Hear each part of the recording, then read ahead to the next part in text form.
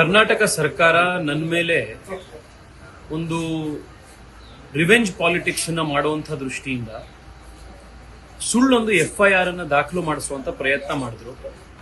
ನಾನೊಂದು ಸುಳ್ಳು ಸದ್ದಿ ಹಬ್ಸಿದ್ದೀನಿ ಅನ್ನುವಂಥ ಒಂದು ಆರೋಪದ ಮೇಲೆ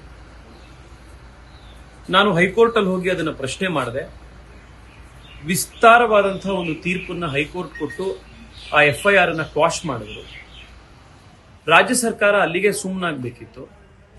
ಆದರೆ ರಾಜ್ಯ ಸರ್ಕಾರದವರು ಸುಪ್ರೀಂ ಕೋರ್ಟಿಗೆ ಮತ್ತೆ ನಾವು FIR ಫೈಲ್ ಮಾಡಬೇಕು ಅಂತ ಹೇಳಿ ಅಪೀಲ್ ಮೇಲೆ ಹೋದ್ರು.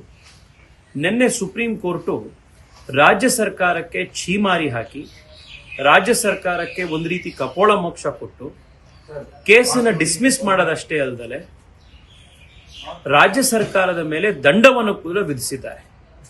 ನಿಮ್ಮ ರಾಜಕೀಯ ಜಗಳಾಟವನ್ನ ಕೋರ್ಟ್ನ ಒಳಗಡೆ ತೆಗೆದುಕೊಂಡು ಬರಬೇಡಿ, ನೀವು ರಾಜಕೀಯವನ್ನ ಕಾನೂನು ವ್ಯವಸ್ಥೆಗಳನ್ನ ಬಳಸಿ ಮಾಡ್ಲಿಕ್ಕೆ ಹೋಗಬೇಡಿ, ದುರ್ಬಳಕೆ ಮಾಡಬೇಡಿ ಅನ್ನುವಂಥ ವಾರ್ನಿಂಗ್ ಕೂಡ ಕೊಟ್ಟಿದ್ದಾರೆ.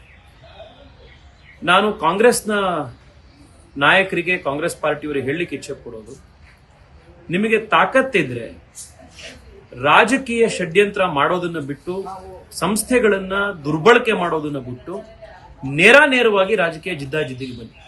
ಜನರು ಮಧ್ಯದಲ್ಲಿ ಹೋಗಿ ಹೋರಾಟ ಮಾಡೋದು. ಕಾಂಗ್ರೆಸ್ನವರು, ಕಾಂಗ್ರೆಸ್ ಸರ್ಕಾರ ಈಗಲಾದರೂ ಇದನ್ನ ಅರ್ಥ ಮಾಡ್ಕೊಳ್ಳಿ ಅಂತ ಹೇಳಿ ನಾನು ಆಗ್ರಹ ಮಾಡ್ತಾ ಇದ್ದೀನಿ.